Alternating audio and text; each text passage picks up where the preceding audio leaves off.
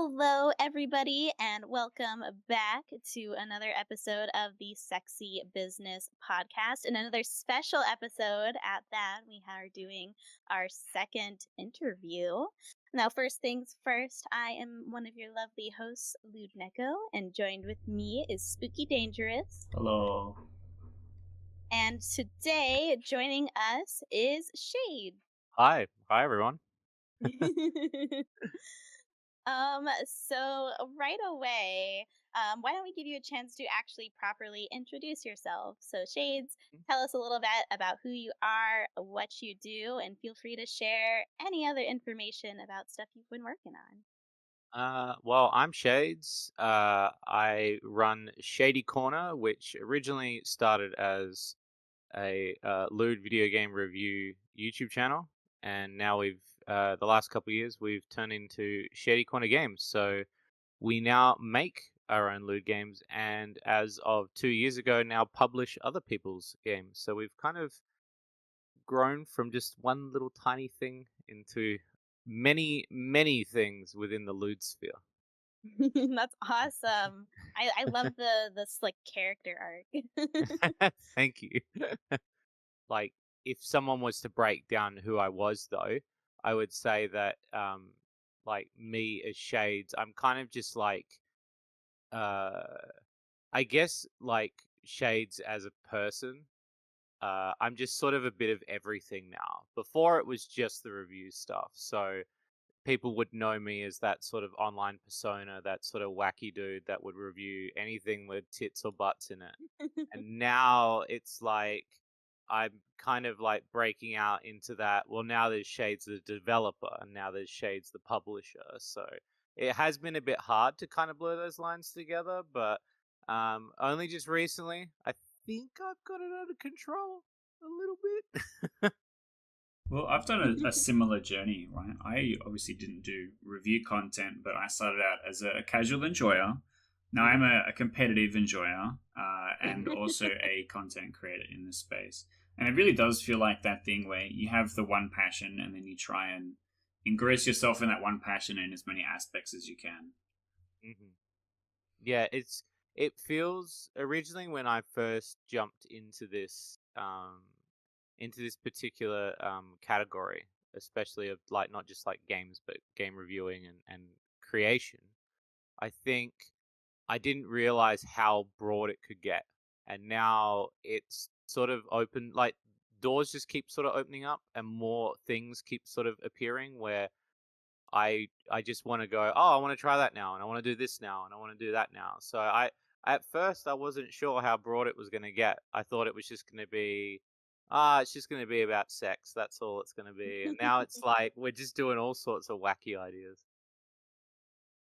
No, I feel that. I mean, when I started, even as like a YouTuber, I was just like, I'm gonna do this for a little bit. I'm gonna read some like horny visual novels online, and then I'm gonna stop doing this after like a year. And I just celebrated my 4 years, and now I write like reviews for Fua novel, and I have some games where like I have these like really long running series I've done. So it's interesting. I think a lot of people who get involved in the adult gaming scene have like stories like that where it's like it started out as like a little something and then it kind of like it just gets larger and larger and consumes more. I wonder if that's a Yeah, I no agree. confidence thing because so many other careers and industries, you can look to people in the space and go, "Oh, I know what their journey was like," or "Oh, if I study these things, I will end up in this place." With all the adult content stuff, it's like I just create my own small business and find customers, and then I succeed, and now I'm big guy in space. And it's hard to look at that as a person just starting out and see what that objective is or what that final vision looks like. It's harder to compare yourself to people when they're so not public facing. Mhm. I'd say too that when I first started, it was it was like it was like somebody took me to Narnia.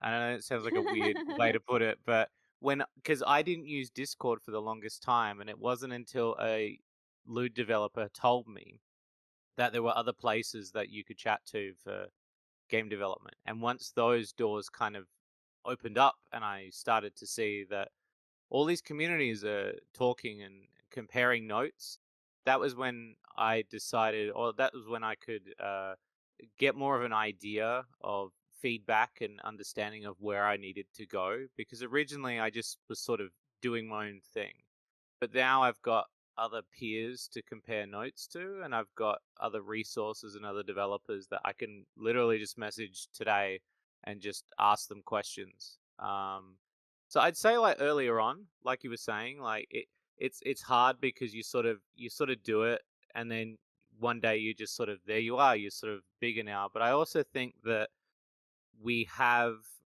a lot more in terms of communication amongst one another. We can get into groups together and we can talk and discuss about each other's work. Yeah, it's very collaborative. A lot of the Mm-hmm. stuff that I do, and especially in marketing recently, is rather than spending money on promoted tweets or whatever, I'll just contact artists to do commissions of my characters and then tag my account.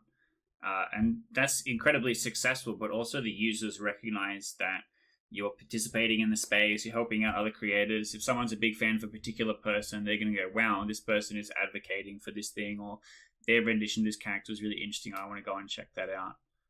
So I think a lot of that stuff and like getting tips and advice and suggestions or recommendations of people to work with, like Spice and Wolf, who we talked about previously, who did writing for me for a while. He was like, "Oh, you should check out this person," or "This person's really talented," and then eventually they come and join the team or whatever. Everything feels really word of mouth, where it's like, "I Yeah. trust this person's recommendation," or "I've seen this person exist in the space and now I trust them." Instead of, "Oh, this person has a diploma," or "This person interviewed with me and had a good interview," or whatever. It feels so much more casual like that. Mm-hmm. Yeah, I have my it. PhD in sex. Yeah. Number one ranked competitive sex haver. Yeah, I'd say like when I first started studying and started studying like animation and video editing and stuff. Yeah, like all of those communication lines were not there. So now it's so easy to get into the space. But before then, it was like you felt like you were by yourself. And most people, especially where we are in like, especially where we are in the industry, but particularly where I'm located in Perth, Australia, they discourage you from doing anything creative here. Oh. So they instantly go like, "Oh, you're gonna do something creative? Nah, that you won't get a career here doing that." And I'm like, Yeah, so okay. we have a similar problem here. So Mm. I'm Sydney based. Shout out, fellow best hemisphere enjoyer. But as an Australian, we have a problem, and sorry to all of our international people. Eat shit. We're going to talk about local problems for a moment. But Melbourne is where all of the arts grants come from, and now Hmm. Queensland has just started. So I'm in New South Wales. We get shit all. And Perth has got even less. And especially because it's such a smaller place compared to our population density, I can only imagine it's like worse and there's way less local resources and stuff. Yeah, it's very discouraging, even though we have the resources to go study things like multimedia and stuff like that. Like now it's easier. You can just go on YouTube and watch a tutorial for 20 minutes. But when I was first doing it, it was going to school and studying, but you would even have teachers that would tell you and they would go, "Oh, so you thinking of doing this as a career?" I'm like, "Yeah." And they're like, "Well, you either have to move or find another job." And Yeah, Oh. I've thought about I'm like, relocating for why the even same bother reason. studying for this then? Also, shout out to my new headcanon of your teacher approaching you and go, "Oh, you're thinking about beating your meat for a career? Well, you should probably move out."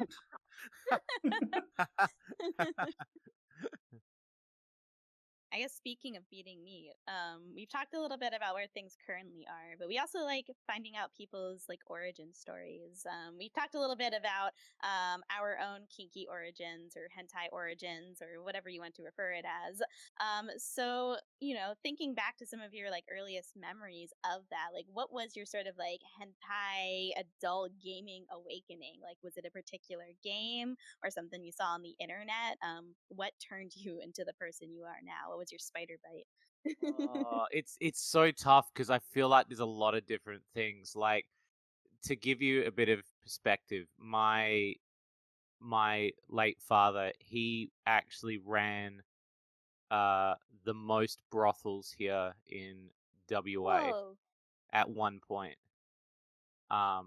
He just ran a big conglomerate of brothels at one point, and so like I wasn't like privy to like being obviously a part of that world because he was actually a good dad, but it was more like I felt like I was kind of raised sort of around the sphere. Um, so like as you get older, you're like, oh, that's what you do for work. Oh, okay. Um, and I feel that I would say like little bits and pieces because also my dad ran a computer store as well. So for me, access to computers, like I got to like be on computers all the time. And I think the mainly like flash animated video games, any sort of like flash games that came out at the time Oh yeah. were like they were mind blowing. It was like, oh, this is a porn flash game. This is like revolutionary. Like nobody's doing. And particularly, I just released a review last night, which you commented on, which was I mentioned Peach's Untold Tale, which again is another flash game from those early days of. I would say like one of those things that specifically got me into the lewd gaming sphere. And yeah, it kind of got me that sort of addictive bug of like, what other games are there that you can play? Yeah, how many waifus could they potentially make this from?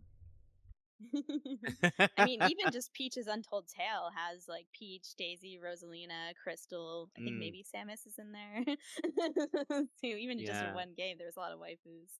yeah, and When like Flash games too. Like even though they were far and few at the start, yeah, they were so unique, and that was the easiest way to get a game out, especially to play it online. Like you didn't have to download it or anything, so it was kind of like your first sort of foray into that. So I'd say probably things like Newgrounds and stuff like that was probably like the general awakening, but I would say it was sort of a gradual thing where like I would be like, oh, playing a game online or something like that, or yeah, even as something simple as like my first like downloading my first torrent of a, of a video game, like it was just sort of a gradual progression, I think. So, how did that eventually lead to you deciding to do lewd game reviews? Because that's such a like a niche topic. Like game Mm. reviews in general started to get really popular, I think, in like the 2010s or so.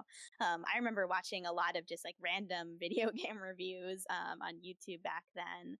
Why did you decide, or at what point did you decide, like, hey, I've played a lot of lewd games, I should start making video reviews of them? Um, I guess it was kind of around the time where I'd bought a particular game that had a cover on it, and the game was called A Vampire Story. It was like a point and click game, and I bought it on the basis of literally just the tits on the front of the cover. I got the game home, and I was so frustrated with the fact that this game used its marketing to sell itself that way, and I I think around that point, like I knew someone it was at an old website called notsafeforworkgamer.com, and I said to them, "How would you guys like it if I started doing video reviews about sexy video games?" And I kind of started with games like Shantae and stuff like that, where it's like the sex appeal based games, Hmm. and then I sort of tested the water there a bit because I still had that level of shyness of you know it's not like how it is now where you can just sort of openly talk about certain kinks. Like before, it was you Yeah. couldn't really do that. But I would say that that kind of gave me the sort of push, and then when I started realizing, oh, Japan's got porn games, and then like all these other websites, and then I started downloading those, and then realizing, well, why is nobody else talking about this? Is it that like taboo to talk about sex, yet we talk about violence all the time? Um, why not put a spin on it and have a bit of fun with it along the way? And that's kind of how I sort of jumped from being a casual enjoyer to wanting to talk about those games.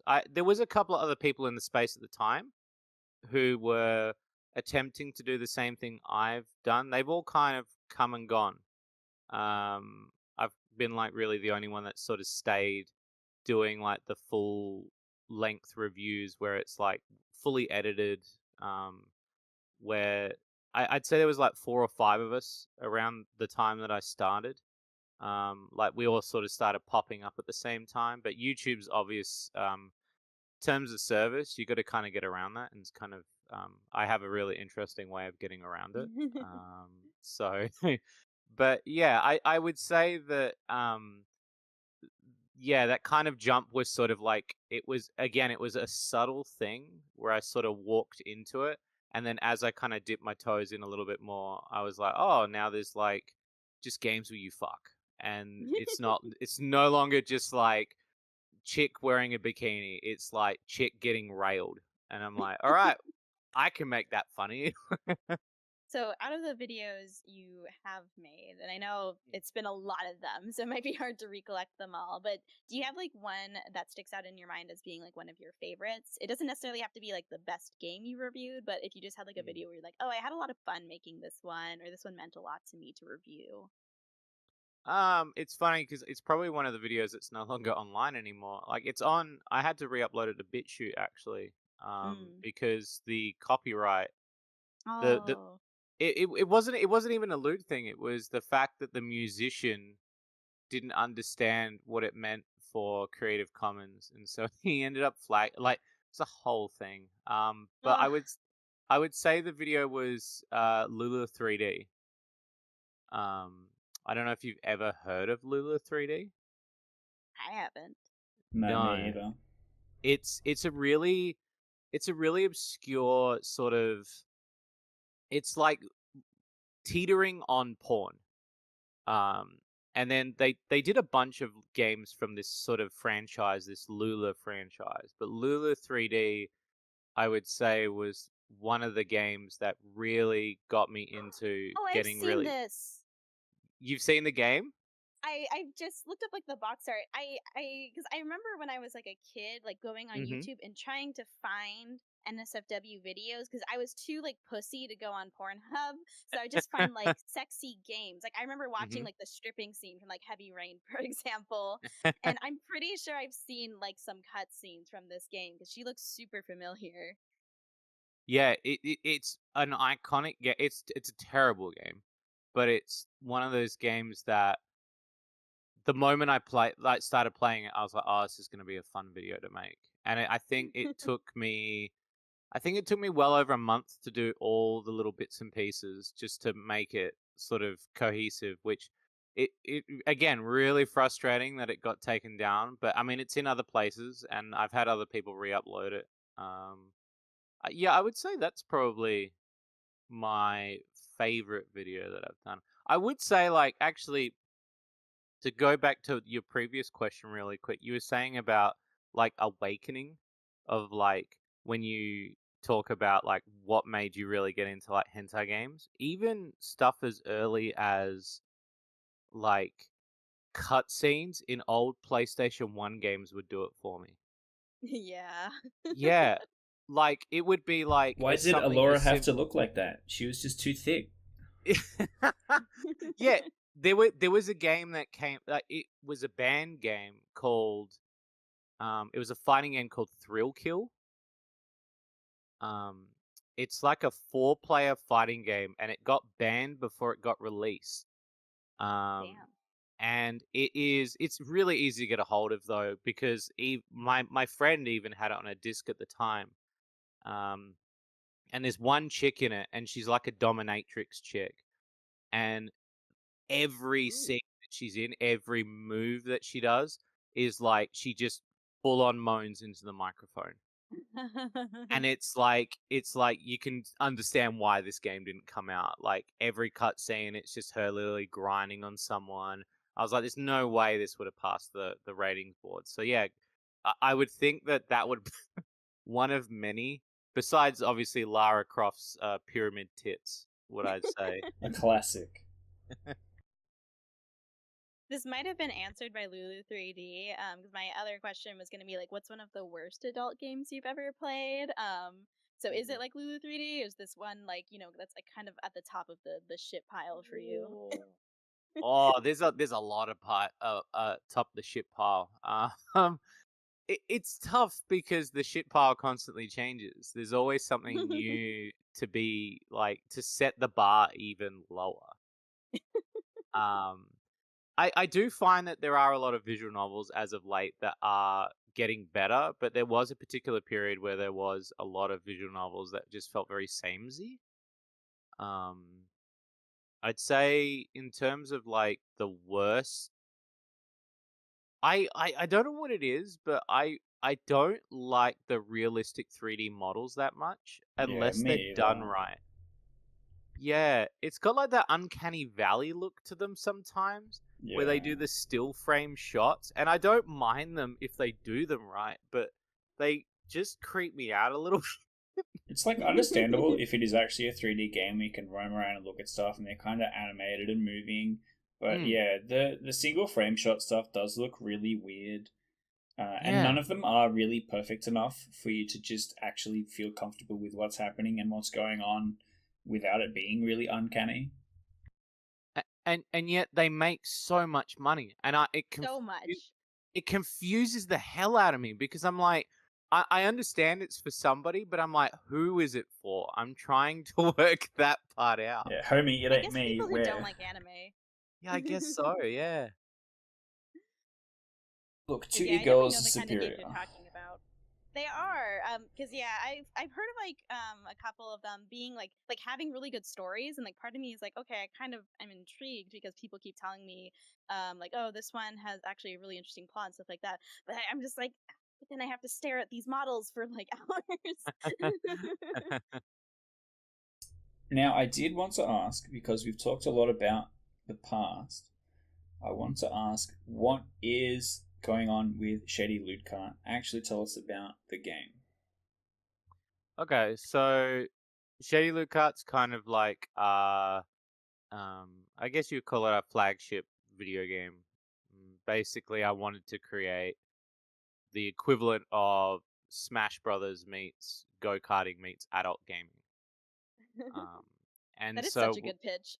yeah, and I know, right? And I pitched it like 5 years prior to that, and I said somebody should make it, and then nobody did, and I was like, well, I guess I have to do it myself now. So um, yeah, it's kind of been sort of an ongoing project where the fans are kind of the fans kind of fund the progression of the game and help us to like pick characters that we want to add to the game. It's become sort of an event style game where we do reveals for the characters because a lot of the characters come from hentai video games or hentai properties. We've had characters from um, like say like even like indie porn games all the way to actual like proper Japanese hentais. Like we've had characters even from artists, VAs have been in it. We try to make it like inclusive as possible in the entire sphere of not safe for work. Um, and I would say that that has kind of been our sort of flagship product, like to kind of help us raise all of our other games up that we've been doing in between. Because a lot of our little games are more, um, at least the ones that I've written, have been games that I've wanted to write, but I know that I needed the funding. So Shady Mm. Lucat helps to fund those smaller projects, and then the smaller projects help to fund even more into Shady Lucat. And I hope to finish it eventually. I would say probably at the end of this year, maybe start of next year, because I've been close on 5 years doing it now. And while it has been fun, working on the same project for an indefinite amount of time for a long time it's a lot. Um, but it has been fun. I don't want to make it sound like I'm exhausted from it because I do still find it extremely fun to work on Cart. My goal is with it though is it's not just about making a porn game. My entire sort of thing is shades. Is I always want to bring people together. Like I always want to meet people. I Aw. I just want to share nothing but kindness. Like I know like the lewd sphere is very wholesome sphere. Um Surprisingly, that's, like, my favorite part. yeah, Well, it's everyone kind so of wholesome. understands. We're all weird. We've got the same strange hobby. We're all here for the same strange thing. So it's a bit odd to then go and judge someone else when you're here in the same place. Yeah. And I found that Shady Luca in a way has brought more together as well because a lot of the time people go, why don't you just add the most popular person as a character to cart? And most of the time I just want to add people because I want those people to have the same chance that I had in the sphere. So it's more about me sort of connecting as many people as I possibly can to create a sort of I don't know, like even if one person plays my game and they don't like it, but then at least they see a character they do like and go play someone else's game, that would make me just as happy. Yeah, got to support the homies. Yeah, exactly. I feel kind Is of the that same kind of way. connected is that kind of connected to, when you recently well, more recently, decided to start also publishing other people's games? Um, yeah, because I found that because even though I was doing my own games, and we've done a few now, it got to a stage where I saw other people publishing, but I didn't like what they were doing and I didn't like the morals that they would sit on. Publishing has a really bad name and it's got a really bad rap because especially AAA companies have made publishing look very disgusting. Um, Predatory, even. yeah, predatory, yeah. And I found that it never felt like all the stories I ever read about it was it never felt like there was a human behind the keyboard. And I wanted that interaction to always be there. I always wanted it to be that if a developer is on the other side of the world and they needed somebody to talk to, whether it is or isn't about the game, that they have somebody to talk to. And my goal with helping other people was that someone helped me get into this space. So I kind of want to do the same thing for other smaller developers. And I know that for some people, they would probably see it as like, they're like, oh, you're probably like poaching. And I guess like that is a term that you would use. But for me, it's more about I want to just gather up as many of the smaller game developers that I can find and help as many of them as I can, even if it means that I've got to give them a bit of money, if I've got to help them with if they need a writer, if they need connections to a voice actor or actress. Like I've got connections with all that sort of stuff, so it's more about we don't really go off the term publisher, more so we go off um, seal of approval or branding label where we try to Hmm. have it that we're a family. And I want to kind of change the way people see the term publisher. I know it's going to be hard to do that, but my goal is to help make the little guy not feel like he's so little and he can ask for the things that he wants to ask for. Where it's more like a mentorship than Yeah. a predatory publishing, because they say a rising tide raises all ships, right?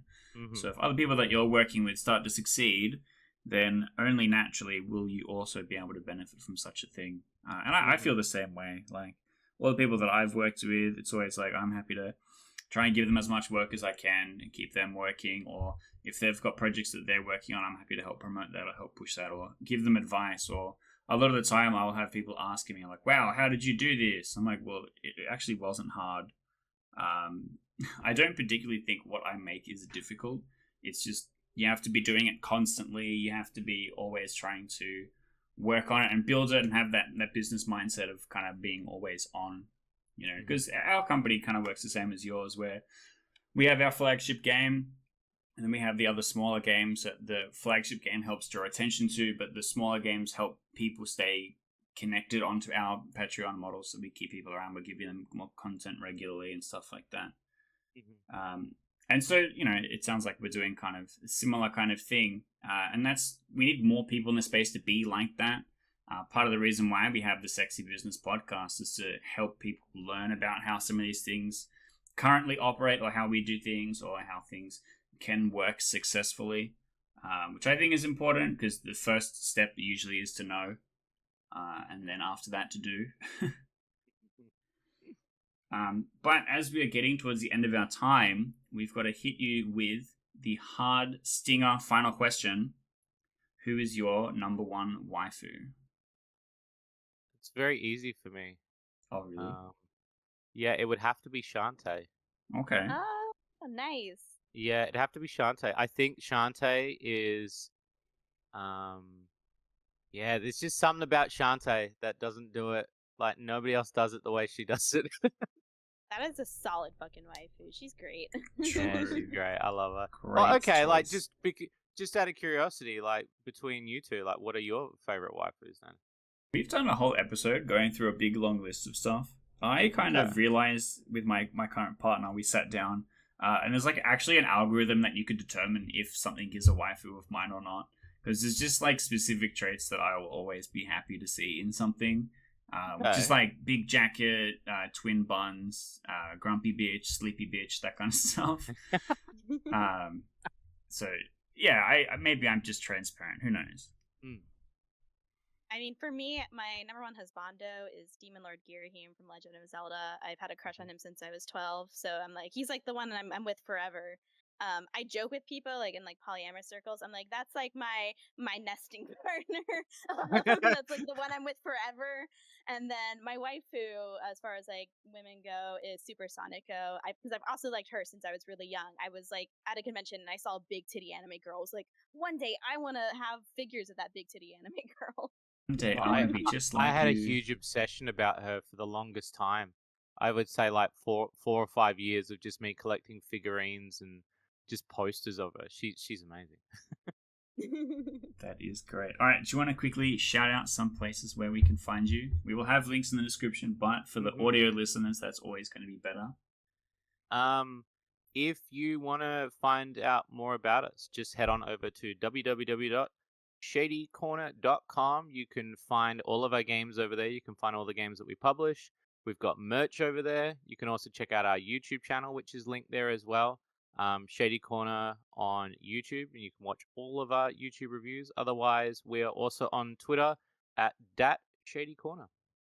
Easy. And if you watch the video this far in, you might as well go and have a look and hit the subscribe button, hit the like button. We just got a comment on a previous video where they complained that we didn't end with an outro question. So I'm going to go ahead and ask, because we asked about waifus, and we have asked about waifus before, but I'm curious to know, has your waifu changed over time, or are you stuck with something that you got fascinated with in the beginning? But that is it from the Sexy Business Podcast. I really hope that episodes like this can help you see what other creators are doing in this space and inspire you to try and walk among us, because I promise it's actually pretty easy. And hopefully we will see you soon in the Sexy Business. And we'll see you in the next one. Bye-bye. Bye-bye.